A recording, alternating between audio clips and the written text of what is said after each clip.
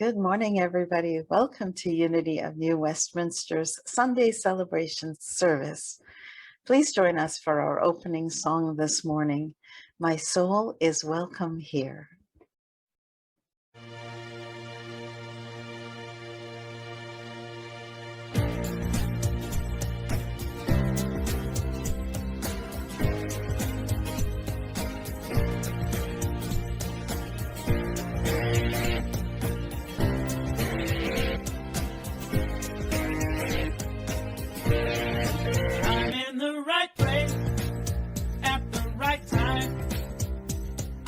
Just where I'm supposed to be. I'm in the right place at the right time. I am just where I'm supposed to be. I'm in the right place at the right time. I am just where I'm supposed to be. I'm in the right place at the right time. I am just where I'm supposed to be. Oh, my soul is welcome here. Oh, my soul is welcome here. I am getting the message loud and clear. My soul is welcome here. Oh, yeah. All right. I'm in the right place at the right time. I am just what I'm supposed to be. I'm in the right place at the right time. I am just what I'm supposed to be. Oh, my soul is welcome here. Oh, my soul is welcome here. I am getting the message loud and clear. My soul is welcome here. Oh, my soul is welcome here. Oh, my soul is welcome here. I am getting the message loud and clear. My soul is welcome here. I am getting the message loud and clear. My soul is welcome here. My soul is welcome here. My soul is welcome here. My soul is welcome here. My soul is welcome here. My soul. Welcome back. I am Reverend Rhona Segarra, and it is my pleasure to welcome you to our Sunday celebration service at Unity of New Westminster in beautiful British Columbia, Canada.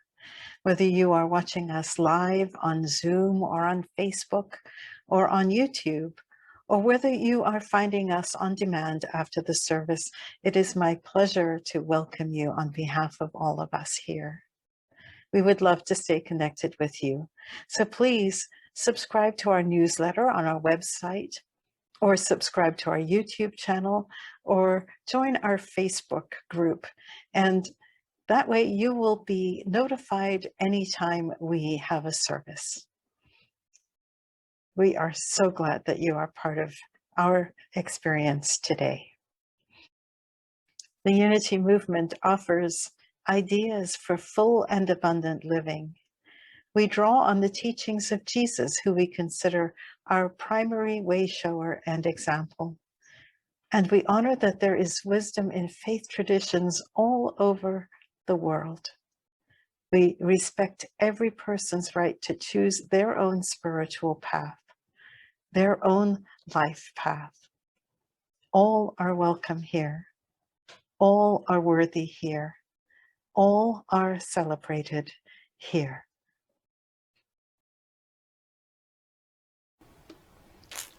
We open our service today in prayer. I gratefully acknowledge that I speak to you on the traditional and unceded territory of the Semiahmoo First Nation. And we give thanks to First Nation peoples everywhere for their custody of this beautiful land. We give thanks for our connection one with each other. That connection that happens whether we are in each other's physical presence or not. The connection that binds us all together.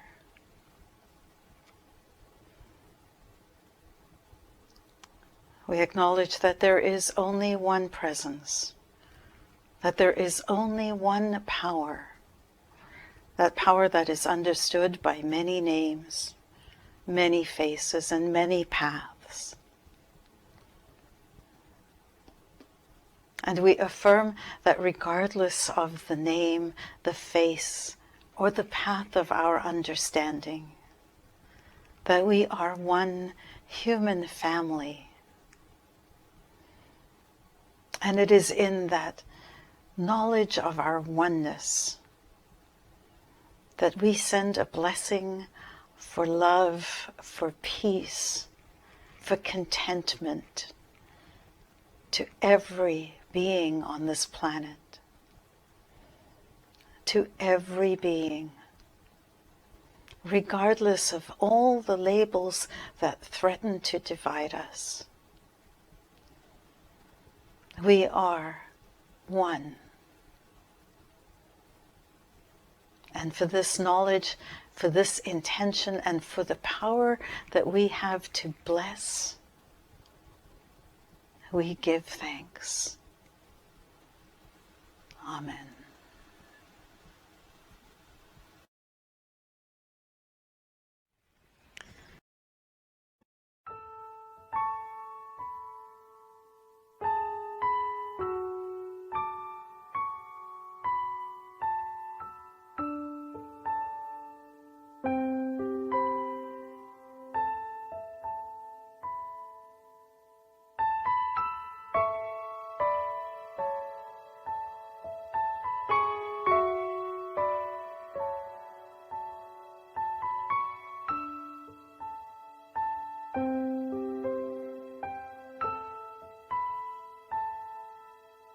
I will be gentle with myself. I will be gentle with myself. And I will hold myself like a newborn baby child. I will be gentle with myself. I will be gentle with myself. And I will hold myself like a newborn baby child. I will be tender with my heart. I will be tender with my heart. And I will hold my heart like a newborn baby child. I will be tender with my heart.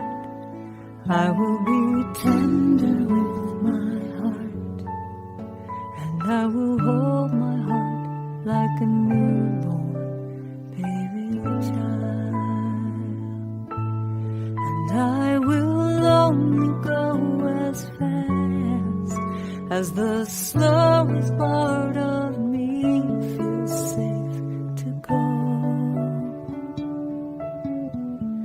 I will only go as fast as the slowest part of me feels safe to go.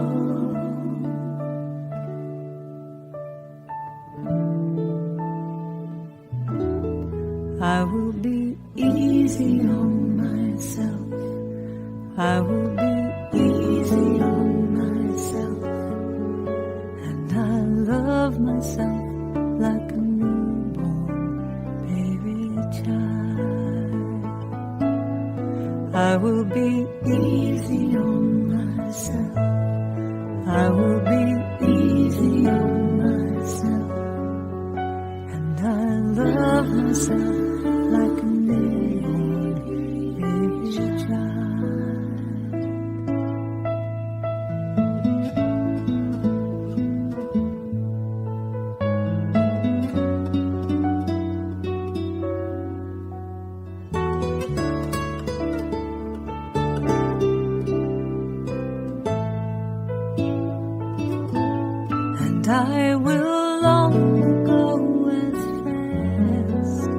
as the slowest part of me feels safe to go. And I will only go as fast as the slowest part of me feels safe to go. Now I know I am gentle with myself. I am gentle with myself, and I hold myself like a newborn baby child. I am gentle with myself. I am gentle with myself, and I hold myself like a newborn baby child. And I rock myself like a newborn baby child. And I hold myself like a newborn baby child. And I love myself like a newborn baby child.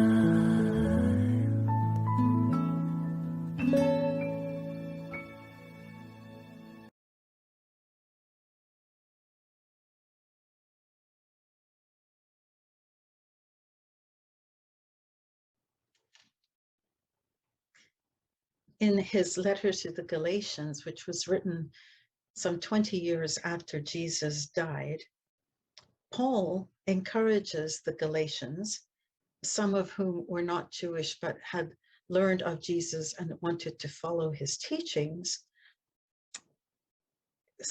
Paul encouraged the Galatians to reconsider whether or not those people who were Gentile and were now wanting to follow Jesus, whether they really needed to be circumcised. He specifically was talking about the adherence to the law as being a demonstration of faith, and questioned whether or not it is more effective to not require a law and instead to live from spirit, that the law isn't as important as how we live. And so he goes on in the letter of Galatians to describe 9 attributes, 9 behaviors that he calls the fruit of the Spirit. No law would be necessary if we would follow a spirit-centered life. These attributes would just naturally be a part of how we live. And those 9 fruits of the Spirit are love, joy, peace, patience, kindness, goodness, faithfulness, gentleness, and self-control. And most of us are pretty familiar with love, joy, and peace. And we tend to stop there in terms of really looking at how we can live from a place of life where we are connected with spirit. In the first book of Corinthians, chapter 13, Paul describes love in a passage which is often read at weddings. And he says, love is patient, love is kind. He goes on to say, it does not envy, it does not boast, it is not proud, it is not rude, not self-seeking, not easily angered. That love keeps no record of wrongs, that love does not delight in evil, but rejoices in truth. And so we see a significant list of what love is not. We see that it's not boastful, not proud, and so on. But there are only 2 instructions in that passage about what love is. And one of them is patient. He says love is patient and love is kind. So we see these fruits of the Spirit, love, joy, peace, patience, kindness, goodness, faithfulness, gentleness, and self-control, And then we see Paul's suggestion about what love is, and patience is right up there. So today, I want to look at this idea of patience and how patience can be an example of love in action. An expression of love is patience. First, let's look at what the definition of patience is. If you go to Wikipedia, you will read that patience is the ability to endure difficult circumstances and may involve perseverance in the face of delay, tolerance of provocation without responding in disrespect or anger, forbearance when under strain, especially when faced with longer-term difficulties, and patience is the level of endurance one can have before disrespect. Its opposite is hastiness and impetuousness, that impulsiveness. If you look elsewhere on the web, you see that patience is referred to as the capacity to accept or tolerate delay, trouble, or suffering without getting angry or upset. We find another word for patience is long-suffering. And another definition is patience is an attitude of mind characterized by poise, inner calmness, and quiet endurance, especially in the face of trying conditions. Well, when we put all of these multiple definitions together, what we see is that patience is an attitude of mind, the ability to endure difficult circumstances, the capacity to accept delay, trouble, or suffering. We see the characteristics of patience: poise, calm, quiet endurance, acceptance, tolerance, and endurance. I said endurance twice, so I guess that's really important. Lack of patience we see as being anger, upset, irritation, contempt, superiority, haste, impetuousness, and disrespect. And as I read this list, I realized that I am often impatient, and that this is a place where I can certainly grow. I then thought, how do we learn about patience? And how I'd like to explain it today or address it today is to look at how we can be more patient in circumstances, and then how we can be patient with each other and ourselves. Remember, our goal is to have a full and abundant life, a life which includes rich and rewarding relationships with others, rich and rewarding relationships with ourselves. My personal goal is to fill the world with love, one event at a time. And Unity's fifth principle is to not just know it, whatever the principle might be, whatever the goal might be, but to live our goals. And so, what can we do to become more patient? Knowing that lack of patience harms us, harms our relationships, and in many cases, harms a much larger group of people because of our lack of functioning. And that's where I'd like to start. Let's look for a moment at impatience with circumstances. Circumstances that can make us impatient, that cause impatience with us, can lead us to make some pretty poor decisions. I'm sure I'm not alone in being a person who likes certainty, and I'm not alone in being a person who has been in a place of uncertainty, and it feels like there's just no progress, and we're confronted with some kind of problem and we just want to get to an answer. We just want to get it done. Do you see yourself in that? Has that ever happened to you?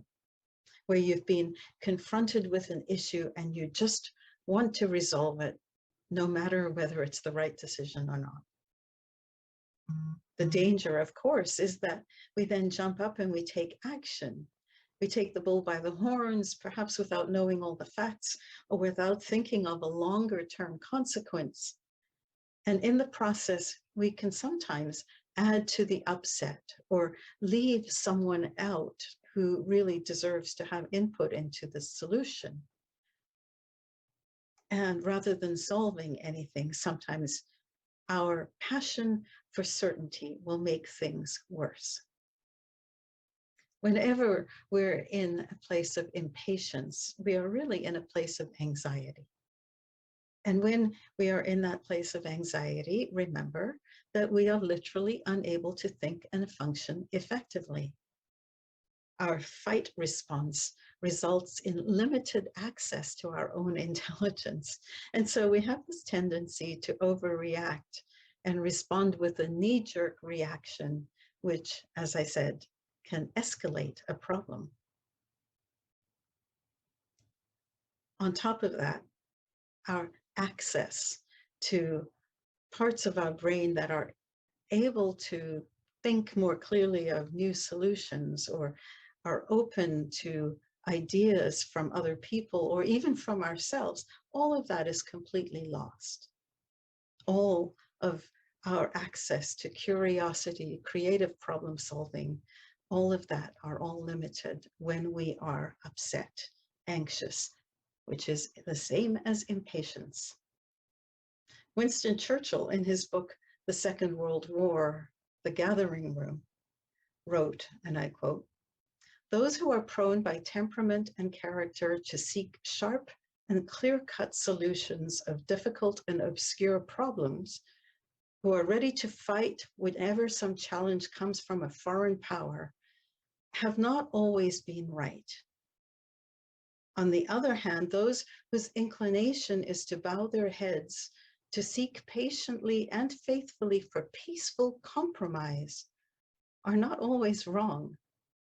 On the contrary, in the majority of instances, they may be right, not only morally, but from a practical standpoint. How many wars have been averted by patience and persisting goodwill? How many wars have been precipitated by firebrands? How many misunderstandings which led to wars could have been removed by temporizing? Now, his language is a little old, a little dated, but really what he is saying is the idea of stretching the time between upset and decision and allowing for creative problem solving, for more input, for questions being answered. And Churchill was talking about nations, but the same thing applies on a smaller scale for ourselves and in our own relationships, where we are impatient and it often leads to a warlike state. In fact, it's not even limited to relationships. The same thing applies when things aren't going our way in some way. And we are impatient with the delay that it's causing us. That can often lead to an inner warlike state, or, as I mentioned, a warlike state with somebody else. And it is also true that it limits our access to creativity. There's a fable by Aesop called The Crow and the Pitcher. And the story goes like this. For weeks and weeks, there had been no rain. The streams and the pools had dried to dust. The animals were all thirsty. Two crows were flying together in search of water, and they spotted a pitcher, a jug that had been left on a garden wall. They saw that it was half full of water, but neither one could reach far enough inside that pitcher's narrow neck to get a drink. There must be a way to get that water, said the first crow. If we think it through, we will find an answer. The second crow tried to push the pitcher over, straining with all of his might, but it was too heavy to budge. It's hopeless, he said, and he flew away impatiently, looked for water somewhere else. The first crow stayed by the pitcher, and he thought. And after a time, he had an idea. Picking up some pebbles with his beak, he dropped them one by one into the pitcher until at last the water rose to the brim. Then the clever bird happily quenched his thirst. And the moral of the story for me, patience succeeds, impatience fails every time. Patience is a power that can add to our peace.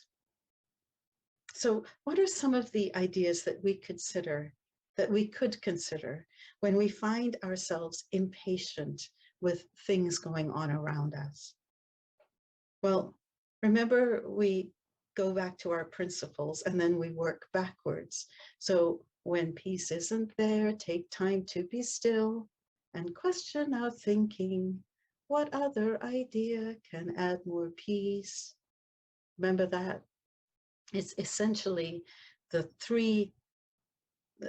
principle 3, 4, and 5 of unity in reverse. So we recognize that we are affected by the delay, the uncertainty, the slow going. Recognize also that that is a part of life. We will always have things that come up and threaten to throw us off our peace, off our plan. And so one of the most important things to recognize is to be ready for the fact that things change, that the unexpected happens, that there will be delays, and that will add to a level of discomfort for us. So the first thing is to sort of don't be so upset when that happens. Observe it, don't absorb it. Let me say that again. Observe it, don't absorb it. Recognize then that the waiting time is the hardest. When things aren't going the way we expect, or there's uncertainty in the field, the waiting time is challenging. Accept that. And then take time to be still, take time to restore ourselves, and then question our thinking. What are some other reasonable possibilities that we can use in this situation? What are assumptions that I am making that may or may not be true? Am I trusting the process? Jesus said, "You do not realize now what I am doing, but later you will understand." Is it possible that that is going on as well? That rather than forcing, that we just allow things to unfold? And then what good can I add? How can I add without escalating, without making a situation which may not be pleasant even worse? There must be a way to get that water, said the first crow. If we think it through, we'll find an answer. Let's take time to listen. Let's take time to ask questions. Let's take time to think it through, to find an answer. Remembering that patience is a power that adds to peace. So that takes care of ideas that we could use in circumstances where we may feel impatient. What about impatience with people? Well, the important thing to remember about people is that in order for people to be in right relationship with us, we want to be creating a place of emotional safety. Impatience harms our relationships with others because it undermines our trust with the other person and their trust of us. And when that trust is undermined, we have undermined safety. And I say emotional, but it's true for physical safety as well, of course. If people are not safe, then they will not feel free to love and show us who they really are. They will not be free to blossom. You may recall that one of the definitions of patience included these words.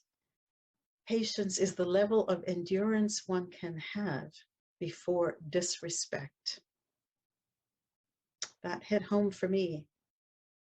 As I mentioned earlier, this is an area where I know I can improve because I expect everybody to get right on board with where I am and to be right where I am, as if they can possibly be in my head sharing the same vision and the same understanding of what I'm going through and picturing. But when people move slower than we'd like, when they don't understand things the way we do, when they don't see things the way we do, it's really easy to become irritated, to become frustrated, and worst of all, to become dismissive. That can lead to contempt, which is disrespect. According to Dr. John Gottman, the author of several books, including 7 Principles for Making Marriage Work, contempt in a relationship is the #1 predictor of marital divorce. And of course, these principles hold for all relationships. So even though his work was about marriage, contempt in a relationship is the #1 predictor of divorce, the breaking apart of any relationship. And contempt, simply put, says, I am better than you. You are lesser than me. When we are impatient with another person or indeed with ourselves, we are in essence telling them that they are flawed, that they are less than. This not only defies unity's principles that there is no spot that God is not including us, so it's disrespectful not just to the other, but to the whole of creation. It dehumanizes and is the absolute opposite of filling the world with love. When someone makes a mistake, for example,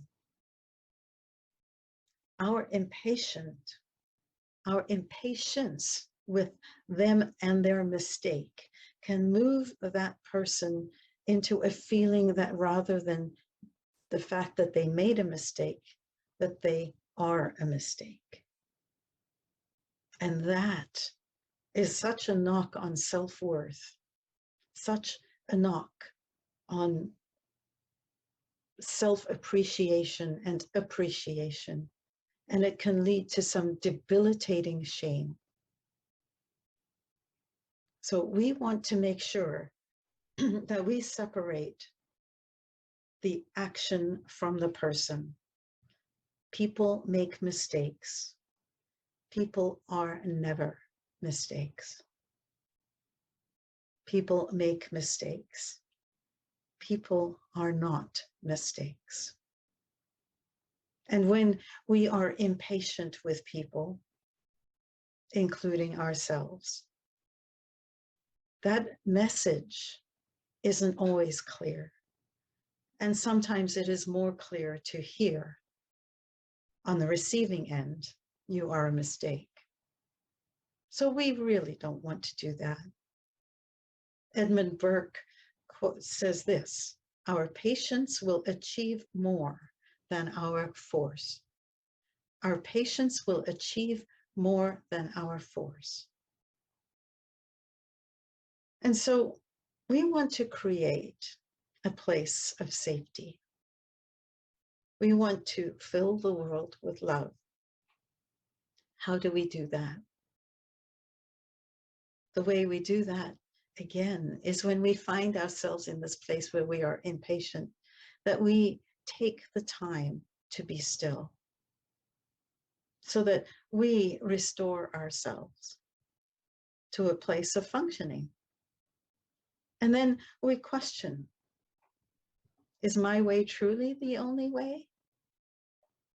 What message am I sending with my impatience? Is there a way where if I do need to make a correction, that before I do that, that I at least make a connection?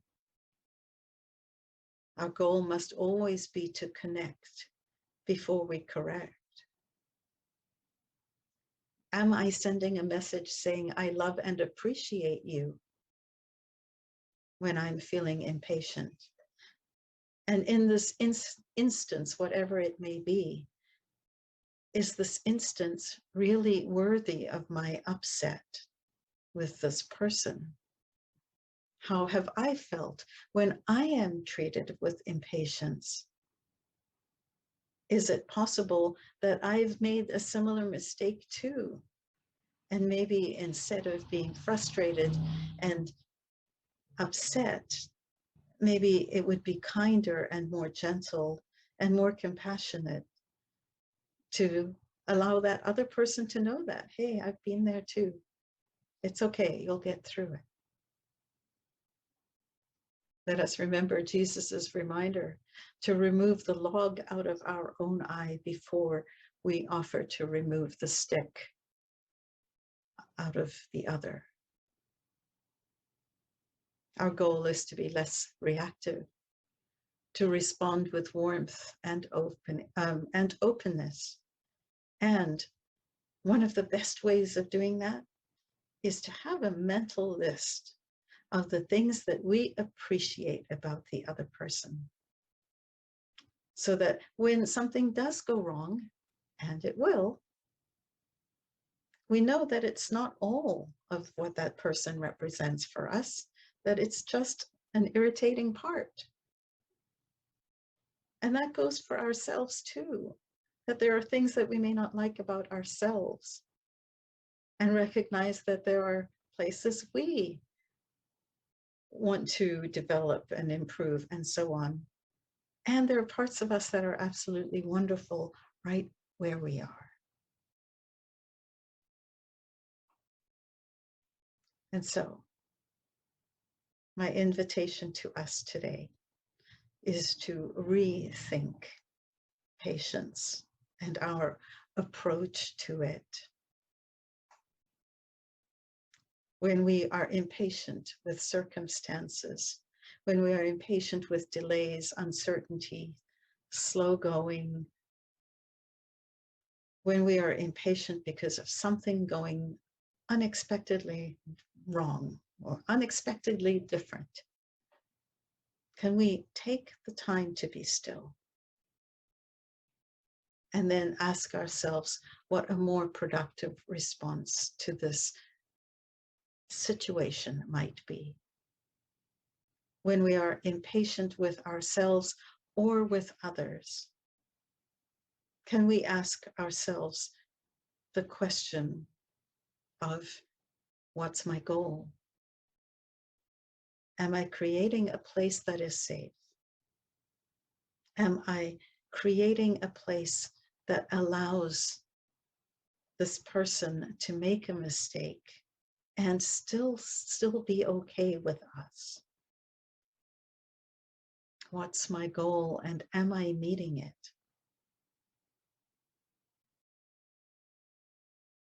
Impatience is anxiety.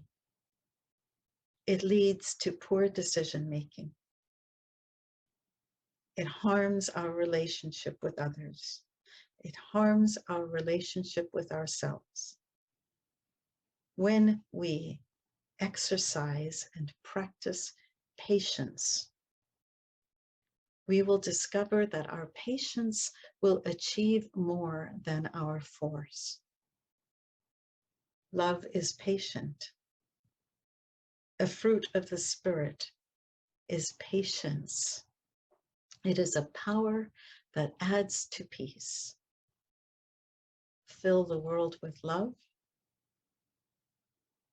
Begin by filling the world with patience. I bless you.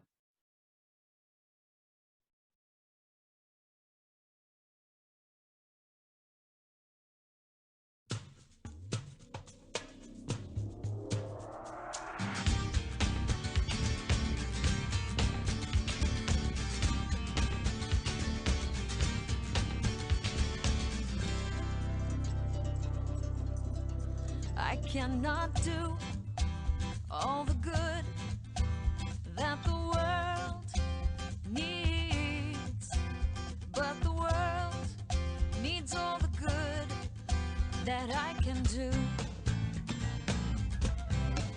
I cannot do all the good that the world needs, but the world needs all the good that I can do.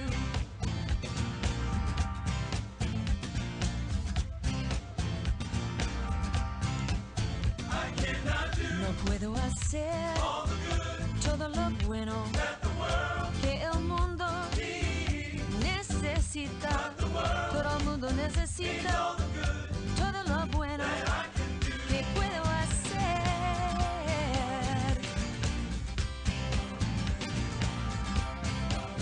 I cannot do Je ne peux pas faire all the good tout le bien that the world dont le monde needs. a besoin. But the world Tout le monde a besoin needs all the good de tout le bien that I can do. que je peux lui faire.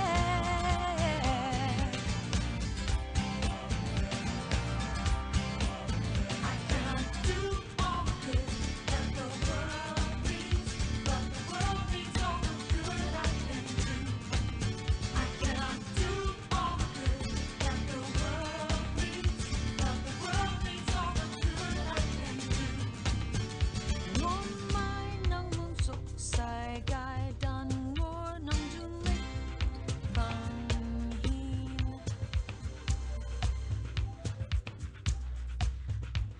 I cannot do Lagdar amalu all the good kul jaya that the world al alam needs, muhtaj but the world lakin al alam needs all the good muhtaj kul jaya amalu.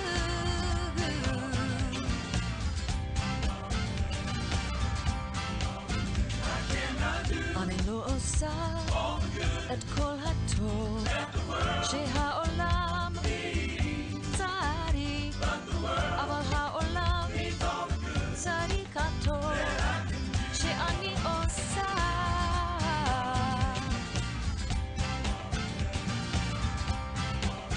I cannot do all the good that the world needs, but the world needs all the good I can do.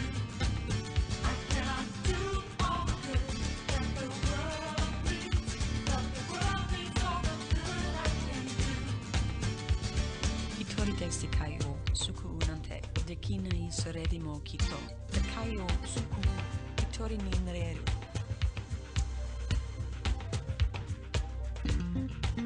I cannot do all the good that the world needs, but the world needs all the good I can do.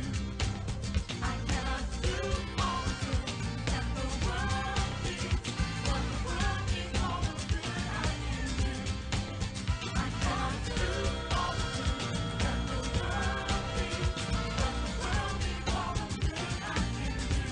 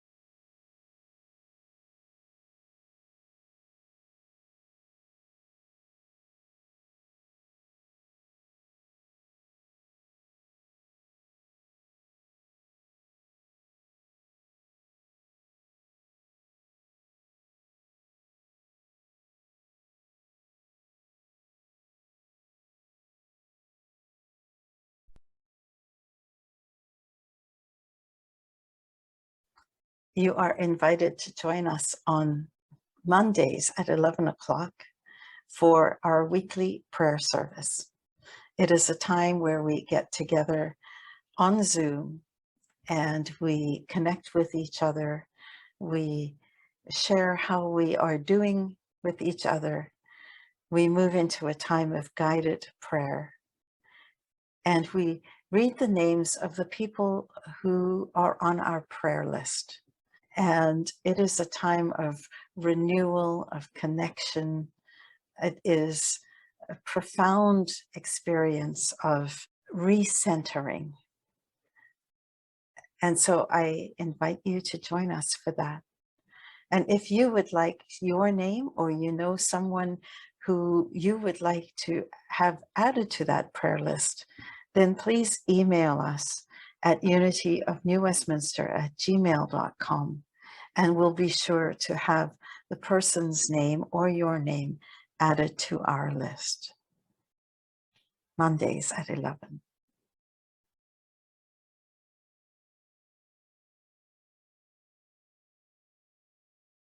The annual Unity Canada Conference will be held on Zoom on Friday, October 22nd, Saturday, October 23rd, and Sunday, October 24th. The theme this year is Bridging the Divide, Living as Oneness. This content-rich program includes a Friday evening session from 5 till 7 p.m. Pacific time with my friend Reverend Dr. Martha Creek. On Saturday afternoon, Kiko Ojo Thompson of the Kojo Institute will host a workshop called A Call to Action, Doing the Work for Racial Equity. This workshop explores the ways in which racism and other inequities play out in religious and faith-based institutions in Canada, despite our good intentions. This will be followed by a panel in which we explore this question: how can we equip ourselves and our ministries for Indigenous allyship for truth and reconciliation? The Kojo Institute specializes in inclusion and anti-racism training and has worked with many organizations, including the Toronto School Board, the RCMP, and the Ontario Association of Children's Aid Societies. The annual business meeting for Unity Canada, which will include the election of new officers and the financial report, will be held on Saturday morning, October 23rd.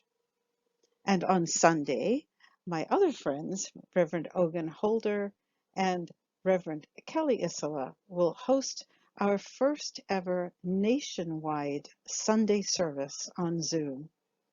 On that day, our service here at Unity of New Westminster will begin early, with 30 minutes of music beginning at 9:30 Pacific time, and the service itself will begin at 10 a.m. Pacific time. The Sunday service will be followed by a workshop on phygital ministry, hosted by Kelly and Ogun. In this workshop, they will share information and insights about the reality of ministry today, ministry which includes both physical and digital aspects, both in person and online. The musician for the entire weekend is the amazing David Roth. One of his songs is May the Light of Love Be With You, which we have played periodically in the last year or so. Attendance at the annual business meeting on the Saturday morning and the Sunday service is completely free. The fee to attend the 3 workshop sessions on Friday night, Saturday afternoon, and Sunday afternoon is $80 if you register before September 30th and $100 after September 30th. All are welcome to attend. Invite your family and your friends for what is sure to be a richly inspiring and entertaining weekend. The Unity Canada Annual Conference, October 22nd, 23rd, and 24th, with the theme Bridging the Divide, Living as Oneness. See you there. This Thursday, September 30th, marks Canada's first observance of a National Day for Truth and Reconciliation. The day honors the lost children and survivors of residential schools, their families, and their communities. Public recognition and commemoration of the tragic and painful history and ongoing impacts of residential schools is a vital component of the reconciliation process. To recognize this important milestone and as a pre-conference connection opportunity, Unity Canada is hosting a nationwide ceremony on Zoom. In our Pacific time zone, the service will begin at 10 a.m. The Zoom link will be added to our Unity of New Westminster website as soon as it becomes available, and the information will be emailed to our distribution list on Wednesday, September 29th. All are welcome to attend. No registration is needed. Please share this information with your friends and family for this important day.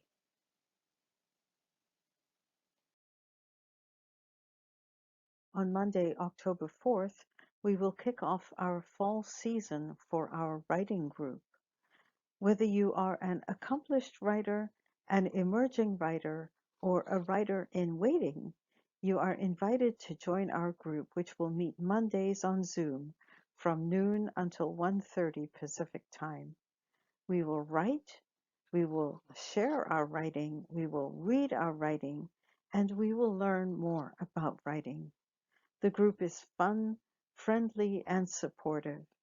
If you want to develop your writing skills, and if you want an encouragement circle to help you to move your writing forward, then this is the group for you. It is led by Anne Rainbow, who lives in England and who joins us through the gift of technology. Participation is free of charge, and all are welcome. Our goal: write, write often, and enjoy writing. Mondays, beginning October 4th, from noon until 1:30 on Zoom.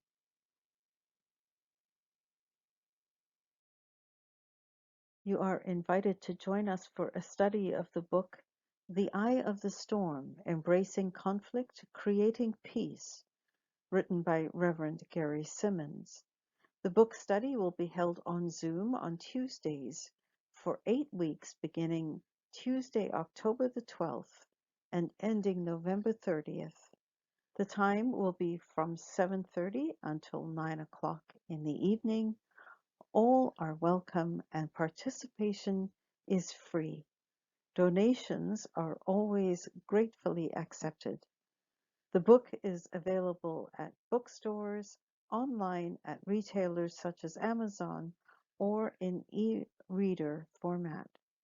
So please plan to join us Tuesdays beginning October the 12th at 7:30 for 8 weeks as we study and discuss The Eye of the Storm: Embracing Conflict, Creating Peace by Gary Simmons.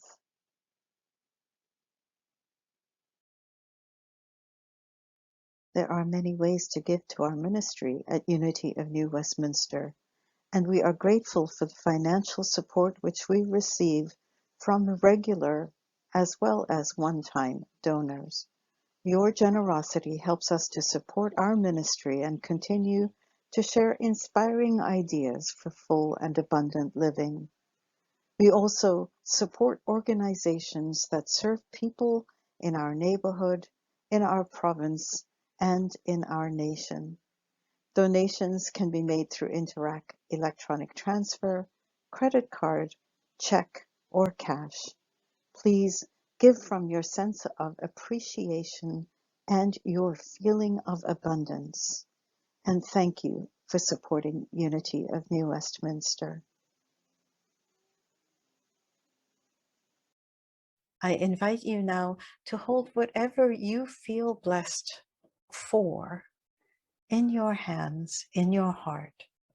Financial, family, roof over your head, food on the table, just whatever you are feeling blessed with as we sing our blessing song.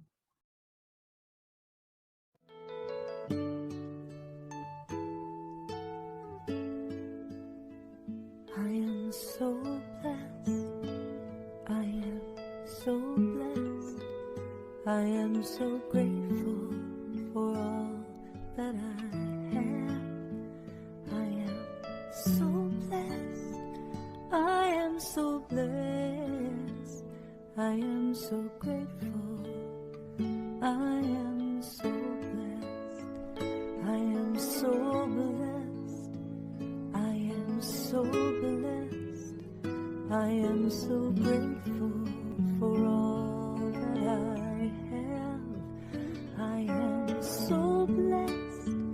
I am so blessed.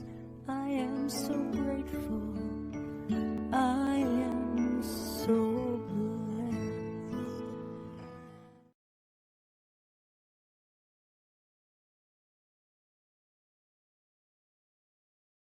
And we come to the end of another service. I thank you for joining us. I hope that you enjoyed your experience with us today. I wish you all a very, very blessed week. Goodbye, everybody.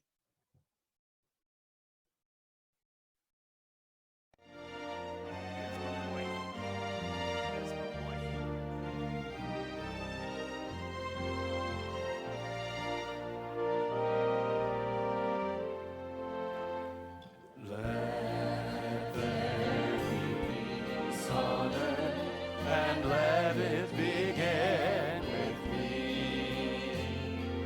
Let there be peace on earth, the peace that was meant to be, with God as creator,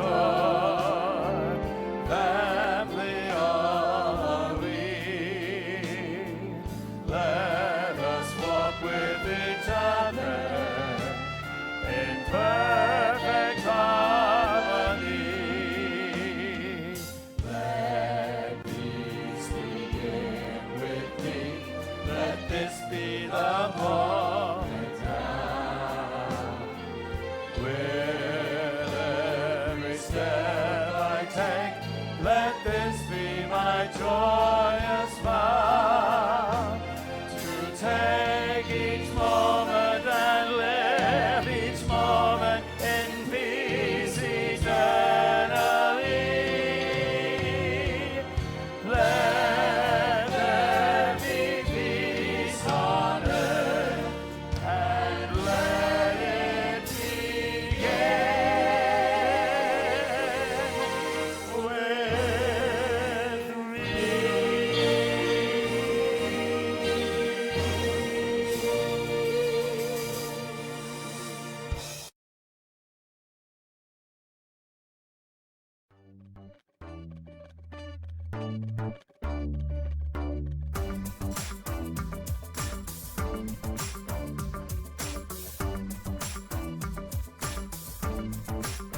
I am the light of God. I am the love of God. I am the power of God. I am the presence of God. Wherever I am, God is. I am the light of God. I am the love of God. I am the power of God. I am the presence of God. Wherever I am, God is. You are the light of God. You are the love of God. You are the power of God. You are the presence of God. Wherever you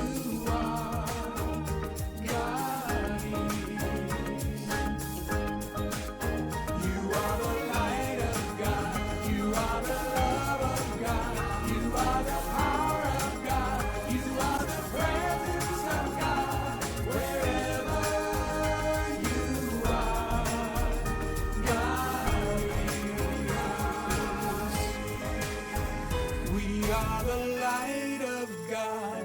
We are the love of God. We are the power